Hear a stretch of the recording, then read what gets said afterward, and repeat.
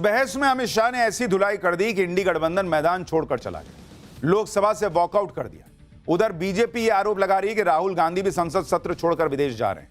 आज दिन भर राहुल गांधी के विदेश दौरे की ही चर्चा होती रही। कल राहुल गांधी ने लोकसभा में जो भाषण दिया, उसके बाद उनके विदेश जाने की खबर आई तो बीजेपी कहने लगी कि एक तरफ तो राहुल गांधी कहते हैं कि संसद में बोलने नहीं दिया जाता, जब संसद सत्र चल रहा है तो छोड़ के विदेश जा रहे हैं। इंडियन ओवरसीज कांग्रेस ने राहुल गांधी के जर्मनी दौरे की जानकारी दी। राहुल गांधी 15 से 20 दिसंबर के बीच जर्मनी के दौरे पर रहेंगे। राहुल गांधी जर्मनी में भारतीय समुदाय और जर्मन सरकार के मंत्रियों से मिलेंगे। कुछ दिन पहले तो राहुल गांधी आरोप लगा रहे थे कि वो विदेश जाते हैं तो मोदी सरकार दूसरों से मिलने नहीं देती, बोलने नहीं देती। अब कह रहे हैं कि हाँ मिलेंगे। खुद कांग्रेस बता रही है कि राहुल गांधी जर्मन सरकार के मंत्रियों से मिलेंगे। संसद सत्र 1 दिसंबर से 19 दिसंबर तक चलेगा, लेकिन राहुल गांधी सत्र के बीच में ही जर्मनी चले जाएंगे। जब संसद सत्र का ऐलान हुआ था तो कांग्रेस इस बात पर हल्ला काट रही थी, अरे इतना छोटा सत्र बुलाए हैं। लेकिन अब राहुल गांधी के पास वो छोटा सत्र भी पूरा सत्र अटेंड करने का वक्त नहीं है। यह सवाल बीजेपी उठा रही है। सुनिए बीजेपी नेता कैसे राहुल गांधी पर ताबड़तोड़ हमले कर रहे हैं, फिर आपको बताऊंगा कि इस विवाद के बीच राहुल गांधी पीएम मोदी से मिलने क्यों पहुंचे। Rahul Gandhi ji is a non resident Indian politician. वो भारत में जितना रहते हैं उससे ज्यादा विदेश में रहते हैं। उनका मन विदेश में है, पर मजबूरी से वो यहाँ पॉलिटिक्स कर रहे हैं। मुझको लगता है कि 95 जो पराजय है कांग्रेस की, उसको पूरा करने के बाद वो शतक हार का जल्दी पूरा करेंगे। अब उनको हर चुनाव के बाद एक विदेश यात्रा, 2 विदेश यात्राएं चाहिए। हर नया साल आने के पहले एक नया देश का सफर चाहिए। राहुल गांधी की विदेश यात्रा पर सवाल उठे तो कांग्रेस तिलमिला गई। कांग्रेस प्रवक्ता सुप्रिया श्रीनेत ने दावा कर दिया कि पीएम मोदी के 85% विदेशी दौरे तो संसद सत्र के दौरान होते हैं। कांग्रेस पीएम मोदी का नाम लेकर इसलिए हल्ला काट रही है क्योंकि जब नेता विपक्ष राहुल गांधी विदेश दौरे पर जाएंगे, उसी वक्त पीएम मोदी भी विदेश दौरे पर जा रहे हैं। पीएम मोदी अगले हफ्ते 3 देशों की यात्रा पर जा रहे हैं। वो 15 से 18 दिसंबर के बीच जॉर्डन, इथियोपिया और ओमान का दौरा करेंगे। इसलिए कांग्रेस को लग रहा है कि जब पीएम मोदी संसद सत्र के दौरान विदेश जा सकते हैं तो फिर राहुल गांधी के विदेश जाने पर क्या दिक्कत है। सुनिए प्रियंका वाड्रा ने क्या कहा। Modi ji spent almost half his working time outside the country. Why are they raising questions on the leader of the opposition traveling? Rahul Gandhi जी विदेश सेमिनार में हिस्सा लेने के लिए जा रहे हैं, छात्रों से संवाद करने के लिए जा रहे हैं। इस पर बीजेपी बोल रही है। प्रधानमंत्री खुद शीतकालीन सत्र छोड़ करके विदेश के दौरे पे निकलने के लिए, प्रधानमंत्री जी तो ज्यादातर पर्यटन के लिए जाते हैं, घूमने के लिए। इनके हिसाब से नरेंद्र मोदी प्रधानमंत्री घूमने जाते हैं। अरे भाई उनका तो देश का दौरा है, हेड ऑफ द स्टेट वगैरह से मिलेंगे तो उनका दौरा चेंज नहीं हो सकता, ये समझ में आता है। ऊपर से प्रधानमंत्री देश के 10,000 कामों में लगे रहते हैं। वो हर संसद सत्र के हर दिन बैठते भी नहीं है वहां पर जाकर हर कार्रवाई के दौरान। राहुल गांधी तो एलओपी हैं, वो तो मोर्चा संभालते, वो तो मुद्दे उठाते, विपक्ष का तो ये काम है। पीएम मोदी के दौरे को कांग्रेस पर्यटन बता रही है। राहुल गांधी के जर्मनी दौरे को ऐसा दिखा रही है जैसे देश में इससे जरूरी कोई काम ही नहीं। कांग्रेस नेताओं को यह समझना चाहिए कि पीएम मोदी छुट्टियां मनाने विदेश नहीं जाते, वो कूटनीति के कमिटमेंट को पूरा करने के लिए विदेश जाते हैं। आप देखिए पीएम मोदी जिन 3 देशों की यात्रा पर जा रहे हैं, वहां भी वो भारत के हितों को साधेंगे। खाड़ी देशों से रणनीतिक साझेदारी मजबूत करने के लिए पीएम मोदी जॉर्डन और ओमान का दौरा करेंगे। ओमान और जॉर्डन भारत के लिए मध्य पूर्व से यूरोप तक जुड़ने में एक अहम कड़ी है। मिडिल ईस्ट में तनाव के बीच पीएम मोदी का यह दौरा भारत की संतुलित कूटनीति का अहम हिस्सा होगा। PM Modi free trade agreement को जल्द से जल्द फाइनल करने के लिए ओमान जा रहे हैं। एनर्जी जरूरतों को पूरा करने के लिए भारत तेल और गैस के ऑल्टरनेटिव देखता रहता है और ओमान के पास भारी मात्रा में तेल और गैस है। पीएम मोदी पहली बार इथियोपिया भी जा रहे हैं। उनका यह दौरा ग्लोबल साउथ की आवाज को मजबूत करेगा। पीएम मोदी का दौरा अफ्रीका में भारत का प्रभाव बढ़ाने, निवेश, कृषि और शिक्षा सहयोग मजबूत करने के लिए है। राहुल गांधी और पीएम मोदी के विदेशी दौरों पर मचे हल्ले के बीच आज राहुल गांधी ने पीएम मोदी और अमित शाह से मुलाकात भी की।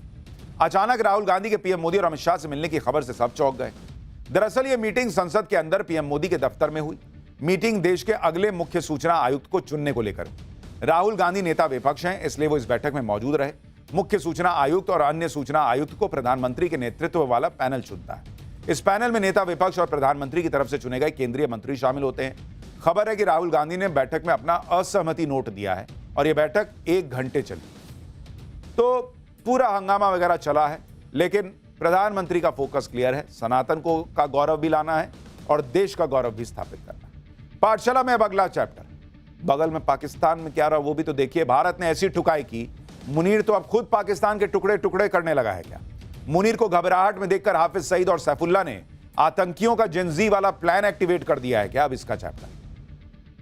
नरेंद्र मोदी जिस तरह से भारत की ताकत बढ़ा रहे हैं, उससे खौफ में आकर मुनीर ने भी पाकिस्तान का चीफ ऑफ डिफेंस फोर्स बनकर अपनी ताकत बढ़ाई।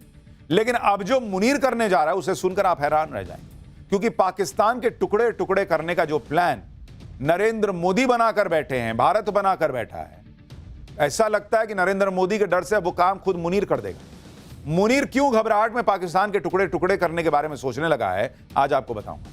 मुनीर को घबराहट में देखकर उसके आतंकी हाफिज सईद और सैफुल्ला ने कैसे आतंकियों का जेनजी प्लान एक्टिवेट कर दिया है, इसकी डिटेल भी दूंगा। पाकिस्तान में महिला पत्रकार को किसने आंख मार दी है वो भी आपको बताऊंगा। पहले इसका जो हो रहा है पाकिस्तान में उसका एक ट्रेलर देखिए।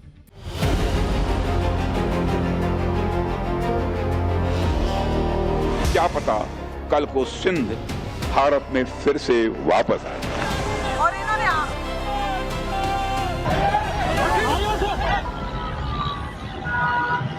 पाकिस्तान के चीफ ऑफ डिफेंस फोर्सेस बन चुके मुनीर ने कल अपना नया पद संभाल लिया। उसे रावलपिंडी में सेना के हेडक्वार्टर में हुए इवेंट में गार्ड ऑफ ऑनर दिया गया, लेकिन मुनीर इसे सेलिब्रेट नहीं कर पा रहा, क्योंकि जिस वक्त मुनीर अपने रावलपिंडी में सेना के हेडक्वार्टर में सीने पर सीडीएफ का फर्जी तमगा लटका रहा था, ठीक उसी वक्त रावलपिंडी में आर्मी हेडक्वार्टर से कुछ ही दूरी पर अदियाला जेल के बाहर इमरान खान के समर्थकों का जमावड़ा जुटना शुरू हो चुका था। उधर सिंध प्रांत में पाकिस्तान के टुकड़े टुकड़े होने की आवाज बुलंद हो रही थी। ये तस्वीरें सिंध प्रांत के हैदराबाद शहर की, जहां अलग सिंध देश की मांग को लेकर पिछले कई दिनों से जबरदस्त प्रदर्शन हो रहे हैं। लोग नारे लगा रहे हैं कि जैसे पहले बांग्लादेश बना था, अब सिंधु देश बनेगा। आप सुनिए वहां लोग सड़क पर उतरकर पाकिस्तान से आजादी के कैसे नारे बुलंद कर रहे हैं। यह हाल सिर्फ सिंध प्रांत के हैदराबाद का नहीं है, सिंध के दूसरे शहरों में भी लोग मुनीर की सेना के खिलाफ मोर्चा खोल चुके हैं। आजादी की मांग को लेकर प्रदर्शन तेज हो चुके हैं। सिंध के लोगों ने ठान लिया है कि वो अब पाकिस्तान के साथ रहना ही नहीं चाहते। प्रदर्शनकारियों को रोकने के लिए मुनीर की सेना ने सड़कों पर ट्रक खड़े कर दिए। इसके बाद भी बड़ी संख्या में लोग प्रदर्शन में शामिल हो रहे हैं। उनके हाथों में मदरलैंड सिंधु देश लिखे पोस्टर भी नजर आ रहे हैं। एक तरफ सिंध में आजादी की मांग हो रही है, दूसरी तरफ मुनीर की सेना के हेडक्वार्टर रावलपिंडी में इमरान खान के समर्थकों ने उनकी टेंशन बढ़ाई हुई है। इमरान खान की बहनों की अगुवाई में उनकी पार्टी के समर्थक कड़ाके की ठंड में अदियाला जेल के बाहर डट गए। इमरान खान की रिहाई की मांग हो रही है, लेकिन मुनीर का डर देखिए। इमरान खान की बहनों का हौसला तोड़ने के लिए उसने कड़ाके की ठंड में पानी की बौछार करवा दी उन पर। देखिए जरा क्या हुआ। एक तरफ भारत की तरफ से घेराबंदी, दूसरी तरफ पाकिस्तान में जिस तरह बवाल मचा है, उसे देखकर मुनीर समझ चुका है कि वो अपनी ताकत चाहे कितनी भी बढ़ा ले, पाकिस्तान को संभाल पाना अब उसके बस की बात नहीं रह गई। पाकिस्तान के टुकड़े टुकड़े होना तय है, इसलिए अब मुनीर ने खुद ही पाकिस्तान के टुकड़े टुकड़े करने का प्लान बना लिया है। कहा जा रहा है कि मुनीर के दबाव में पाकिस्तान के 4 प्रांतों को 12 हिस्सों में बांटने की तैयारी शुरू हो चुकी है। प्लान के मुताबिक सिंध और पंजाब में 3-3 नए प्रांत बनाए जा सकते हैं। ऐसा ही बंटवारा बलूचिस्तान और खैबर पख्तूनख्वा में भी हो सकता है। मुनीर के प्लान के मुताबिक पंजाब प्रांत को 3 हिस्सों में बांटकर उत्तर पंजाब, मध्य पंजाब और दक्षिण पंजाब प्रांत बनाया जा सकता है, जबकि सिंध प्रांत को कराची सिंध, मध्य सिंध और ऊपरला सिंध बनाकर 3 हिस्सों में बांटा जा सकता है। इसी तरह खैबर पख्तूनख्वा को उत्तरी केपी, दक्षिणी केपी और फाटा रीजन में बांटा जा सकता है। वहीं बलूचिस्तान को पूर्वी बलूचिस्तान, पश्चिमी बलूचिस्तान और दक्षिणी बलूचिस्तान में बांटने की तैयारी। अब आप देखिए कि जिस तरह मुनीर पाकिस्तान के प्रांतों को उत्तरी, दक्षिणी, पश्चिमी और पूर्वी बनाकर तोड़ने में जुट गया है, उसने पाकिस्तान के लोगों को साल 1971 की याद दिला दी, क्योंकि उस वक्त पाकिस्तान ने अपना हिस्सा रहे पूर्वी पाकिस्तान प्रांत को खो दिया था, जो भारत की मदद से पाकिस्तान से अलग होकर बांग्लादेश बना। इसलिए मुनीर को भी सोते जागते हर वक्त पीएम मोदी के नए भारत का खौफ सता रहा है।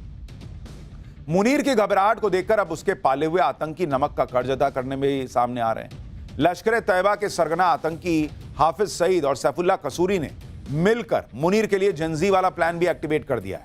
ये तस्वीरें मुनीर के सीडीएफ बनने के बाद लाहौर में हुई लश्कर तैयबा की मीटिंग की है, जिसमें हाफिज सईद के आतंकी संगठन ने अब पाकिस्तान के जेनजी को अपने आतंकी संगठन से जोड़ने का अभियान शुरू कर दिया है। लश्कर की इस बैठक में कैसे पाकिस्तान की नई पीढ़ी के दिमाग में भारत के खिलाफ जहर भरा जा रहा है, उसके सबूत भी आपको आगे दिखाऊंगा। पहले देखिए आतंकियों की इस बैठक में मुनीर के कौन कौन मददगार शामिल हुए। भाई, लश्कर के चीफ सरगना हाफिज सईद का बेटा तलहा सईद पहुंचा हुआ था। पहलगाम आतंकी हमले का मास्टरमाइंड और लश्कर की का डिप्टी चीफ सैफुल्ला कसूरी पहुंचा हुआ था। अमेरिका का घोषित आतंकी मुजम्मिल इकबाल हाशमी वहां पहुंचा हुआ था। अब आप देखिए कि आतंकियों की इस बैठक में कैसे पाकिस्तान के जेनजी आतंकी तैयार किए जा रहे हैं। बैकग्राउंड में एक गाना लगातार बजता रहा जिसमें भारत का खून बहाने की बात कही जा रही है। पाकिस्तान ने इन आतंकियों को एक्टिव तो कर दिया, लेकिन मुनीर की फौज को ये आतंकी बचा नहीं पाए। भारत ने तो इनके घर में घुसकर ठोका भी। कभी मुनीर की फौज तालिबान से मार खाती है, कभी बलोच लड़ाकों से। पाकिस्तान में खुद मुनीर की फौज की भद पिट रही है। अब मुनीर की फौज ने नया कांड भी कर दिया। मुनीर की सेना के मीडिया विंग का प्रवक्ता अहमद शरीफ चौधरी है। नाम में शरीफ है, लेकिन हरकतें देखिए कैसी है। इमरान खान को लेकर मुनीर की परेशानी की उसने पोल खोल कर रख दी। एक महिला पत्रकार ने जब इससे इमरान खान पर लगाए जा रहे आरोपों के बारे में सवाल पूछा तो उसने इमरान को मेंटल बताया और मुस्कुराते हुए महिला पत्रकार को आंख मार दी। मुनीर के इस प्रवक्ता की शर्मनाक हरकत को देखिए, फिर बताऊंगा कैसे इसकी हरकत ने मुनीर और उसकी सेना का मजाक बना दिया। अब यह भी देखिए कि मुनीर के प्रवक्ता की इस हरकत पर कैसे पाकिस्तान और उसकी सेना की भद पिट रही है। सोशल मीडिया पर लोग कह रहे हैं कि मुनीर की सेना ने फ्लर्ट मिसाइल लॉन्च कर दी है। कार्टून वायरल हो रहे हैं कि ISPR का मतलब इंटर सर्विसेज पब्लिक रिलेशंस नहीं, बल्कि इंटर सर्विसेज प्यार रिलेशन हो गया है। लोग कह रहे हैं कि मुनीर ने अपनी फौज को कार्टून बनाकर छोड़ दिया है और इस तरह के अपनी फौज के अधिकारियों को जोकर बना दिया है। पाकिस्तानी फौज का यह हाल तब है जब पाकिस्तान में बवाल मचा हुआ है। आप देखिए कि पिछले 2 सालों में जेल में बंद इमरान खान को मिल रहे समर्थन से मुनीर कितना घबराया गया होगा। इमरान खान को मेंटल बताने की कोशिश हो रही है। मुनीर की सेना का प्रवक्ता बिना इमरान का नाम लिए उनकी मंशा पर सवाल उठा रहा है, जिस पर इमरान खान के समर्थकों ने मुनीर की सेना का इमरान खान का नाम लेकर आरोप लगाने की चुनौती दी। मुनीर के प्रवक्ता के आरोप और इमरान खान के समर्थकों की चुनौती सुनी। मुनीर के जनरल ने इमरान खान को मेंटल बताया तो इमरान की पार्टी ने मुनीर के जनरल अहमद शरीफ की शराफत की पूरी कुंडली दुनिया के सामने रख दी और बता दिया कि कैसे पाकिस्तान की सेना और आतंकवाद एक ही सिक्के के 2 पहलू हैं, जिन्हें अलग अलग करना नामुमकिन है। मुनीर की सेना का मीडिया प्रभारी लेफ्टिनेंट जनरल अहमद शरीफ चौधरी का पिता सुल्तान बशीरुद्दीन महमूद कभी पाकिस्तान का परमाणु वैज्ञानिक रहा, लेकिन बाद में अलकायदा के खूंखार आतंकी ओसामा बिन लादेन से जुड़ गया। आतंकी ओसामा बिन लादेन से अहमद शरीफ के पिता की दोस्ती इतनी पक्की थी कि उसने अलकायदा को परमाणु बम बनाने की तकनीक देने की कोशिश की थी। साल 2001 में अमेरिका पर हुए 9/11 टेरर अटैक के बाद अहमद शरीफ के पिता सुल्तान बशीरुद्दीन को इंटरनेशनल टेररिस्ट घोषित कर दिया गया। संयुक्त राष्ट्र की लिस्ट में सुल्तान बशीरुद्दीन अब भी आतंकियों की लिस्ट में है। उस पर आतंकी फंडिंग, हथियार सप्लाई और तालिबान अलकायदा से गहरे रिश्तों का आरोप है। अब आप सोचिए कि वो पाकिस्तान, वो आतंकी देश जहां सेना का प्रवक्ता ही आतंकी सोच वाले परिवार से आता हो, वहां क्या ही होगा। मजाक सिर्फ मुनीर का ही नहीं उड़ रहा, उसके रिश्तेदार और पाकिस्तान के गृह मंत्री मोहसिन नकवी की भी इंटरनेशनल बेइज्जती हुई। ये तस्वीरें लंदन की हैं। काले रंग की जिस कार की संदिग्ध गाड़ी की तलाशी हो रही है वो पाकिस्तान के गृह मंत्री मोहसिन नकवी की है, जो मुनीर का रिश्तेदार और करीबी है। पुलिस ने उसकी कार को अंदर और बाहर पूरी तरह खंगाला। कार की सीटें उलट पलट कर देखी गई। ये हैसियत है मुनीर के पाकिस्तान की, जो CDF बनने के बाद भारत को गीदड़ भभकी दे रहा है। उसे पहले अपनी पब्लिक को सुनना चाहिए, जो लंदन में हुई पाकिस्तान की इंटरनेशनल बेइज्जती पर बोल रही है कि दुनिया की नजरों में यही क्रेडिबिलिटी है पाकिस्तान की। क्या तो पाकिस्तान की बेइज्जती कोई नई बात नहीं है और वही बार बार हो रही है। लेकिन एक नई चीज आपको दिखाता हूं जो आपने आज तक शायद ही देखी हो। पाठशाला में अगला चैप्टर, सड़क पर चलती कार से उड़ते प्लेन की टक्कर हो गई भाई। ऐसा शॉकिंग वीडियो दुनिया चकरा गई है देखकर। सऊदी अरब में सड़कें बनी दरिया, मक्का मदीना में गाड़ियां बह रही हैं। रेगिस्तान में क्या गजब हो रहा है। कहां आग से जिंदगी खींच लाए देवदूत। हादसों और कुदरत के कहर का चैप्टर भी खोलने जा रहा हूं। दुनिया में क्या ही हो रहा है। कहीं कुदरत कहर बरपा रही है, कहीं हादसों में लोगों की जान आफत में आ रही है। 2025 जाते जाते जाने क्या क्या रंग दिखाएगा। गोवा नाइट क्लब की आग अभी ठंडी भी नहीं पड़ी थी कि अब सूरत में भीषण अग्निकांड हो गया। एक बिल्डिंग से ऐसी लपटें उठी कि लोगों का कलेजा कांप गया। वहीं फिलीपींस में हुए भीषण अग्निकांड में एक लड़की ने ऐसा कारनामा कर दिखाया जिसके बाद पूरी दुनिया उसकी हिम्मत को सलाम कर रही है। अमेरिका में तो बीच सड़क पर मौत आ टपकी। हाईवे पर ऐसा हादसा हुआ जो आज तक नहीं देखा होगा आपने। बीच सड़क पर एक कार को प्लेन ने टक्कर मार दी। आपने सड़क पर 2 गाड़ियों की टक्कर सुनी होगी, गाड़ी ट्रक की टक्कर सुनी होगी। भाई प्लेन आके गाड़ी को टक्कर मार दिया। भाई गाड़ी वाला अलबला गया कि पीछे से किसने ठोक दिया। कार और प्लेन का क्या हुआ वो आगे बताऊंगा, लेकिन पहले वो तस्वीर देखिए जिसने दुनिया को हैरान कर रखा है। सऊदी अरब का रेगिस्तान इस वक्त समंदर बना हुआ है। शहर के शहर पानी में डूबे हुए हैं, सड़कों पर गाड़ियां तैर रही हैं। सऊदी अरब से इराक तक बाढ़ और तूफान का कहर देखने को मिल रहा है। जहां अभी तक रेतीली आंधी चलती थी, वहां बारिश और तूफान ने कोहराम मचा रखा है। हैरान करने वाली एक एक तस्वीर आपको दिखाऊंगा। आपने एक्सीडेंट के कई वीडियो देखे हो, कार को कार से भिड़ते देखा हो, लेकिन ऐसा पहली बार हुआ जब सड़क पर चलती एक कार को हवा में उड़ते प्लेन ने पीछे से आकर टक्कर मारी। जो किसी ने सोचा तक नहीं था वो कैमरे में कैद हो गया। पहले तो किसी ने भी ये वीडियो देखा तो उसको लगा कि ये AI वीडियो होगा, ऐसा कैसे हो सकता कि प्लेन पीछे से गाड़ी को टक्कर मार देगी। किसी ने फेक वीडियो बनाकर सोशल मीडिया पर अपलोड कर दिया होगा, लोगों को लगा। लेकिन पता चला कि ये रियल वीडियो है और सच में ऐसा हादसा हुआ है। हादसे की ये तस्वीरें अमेरिका के फ्लोरिडा की है, जहां हाईवे पर एक प्लेन की क्रैश लैंडिंग हुई। हैरान करने वाली ये तस्वीरें पीछे चल रही कार के डैश कैम में रिकॉर्ड हो गई। सिंगल सीटर प्लेन इंजन में खराबी के बाद हाईवे पर इमरजेंसी लैंडिंग कर रहा था और इस दौरान वो एक कार के ऊपर ही लैंड कर गया। हादसे में कार का तो कचूमर निकल गया, प्लेन भी कार से टकराने के बाद हाईवे के किनारे जाकर गिर गया। जिस कार के डैश कैम में ये तस्वीरें कैद हुई, उन्हें भी यकीन नहीं हो रहा था कि इस तरह से कोई एक्सीडेंट हाईवे पर हो सकता है। जिस कार से प्लेन की टक्कर हुई उसे 57 साल की एक महिला चला रही थी। हादसे में घायल हुई महिला को अस्पताल में भर्ती कराया गया, जबकि प्लेन में सवार दोनों लोग सही सलामत हैं। यानी हादसा तो ऐसा हुआ जैसा कभी नहीं हुआ, लेकिन ड्राइवर की भी जान बच गई और पायलट की भी। फ्लोरिडा में हुआ हादसा किसी चमत्कार से कम नहीं था। ऐसा ही हादसा फिलीपींस में भी हुआ, जहां 3 मंजिला एक बिल्डिंग में भीषण आग लग गई। चारों तरफ आग और धुआं, और दूसरी मंजिल पर एक महिला फंसी हुई। नीचे लोगों की भीड़ लगी थी, लोग सीढ़ी भी लेकर आए, लेकिन सीढ़ी भी दूसरी मंजिल के आगे पहुंच ही नहीं पा रही थी। इसके बाद महिला ने अपना फोन नीचे फेंका। लोगों को लगा कि आग की लपटों के बीच फंसी महिला भी छलांग लगा देगी, क्योंकि आग ने पूरी बिल्डिंग को घेर लिया था। चारों तरफ से धुआं ही धुआं निकल रहा था, लेकिन बाहर नहीं आई महिला।